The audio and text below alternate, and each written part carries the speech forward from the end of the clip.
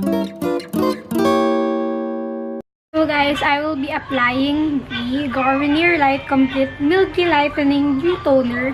So ito, favorite ko din to. And yeah. And actually, hindi ko kasi dinala yung serum ko. Which is, super ganda niya talaga. And highly recommended. To. And itong Garnier talaga, ito yung the best. Siguro, ito yung pinaka nagustuhan ko sa lahat ng products na ipapakita ko sa inyo ngayon. I'm not sure kung mag-work siya sa inyo. Para sa akin, nag-work siya. So, why not? And actually, try din ako ng Cosrx and hindi siya ganun ka-effective sa akin. Or maybe, hindi ko lang talaga nakikita pa yung value niya. Kasi hindi pa naman siya ganun ka nagagamit. So, unti lang. And spread ko lang siya sa face ko. Yan, dami na rin nung nilalagay ko. So, yung cousins ko, yung iba kong cousins, andun sila. Sa ibang room sila.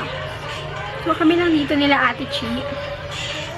Ibang villa sila. I mean, dito lang din. Pero magkaiba kaming room. Magkaiba kaming villa.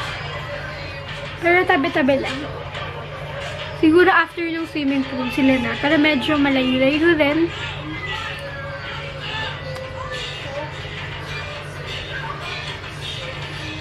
So there.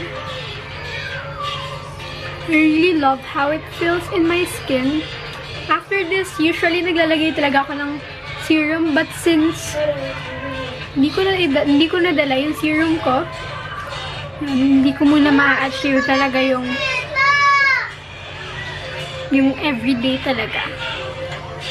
Hindi ko talaga na-achieve yung routine ko ngayon. So right now, it's the basic lang. My favorite ano lang. Actually, dapat talaga naglalagay ng serum after na to or moisturizer, but since tamad ako magdala,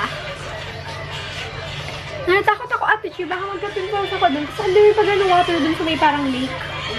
Pero hindi naman talaga siya ganun kadami. Parang meron na siyang fish. Parang meron na talaga siyang fish.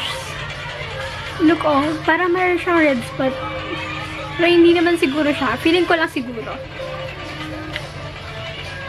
So, yan guys. I'll just update you again. Later or tomorrow na rin siguro kung makaka-open ulit itong vlog ko.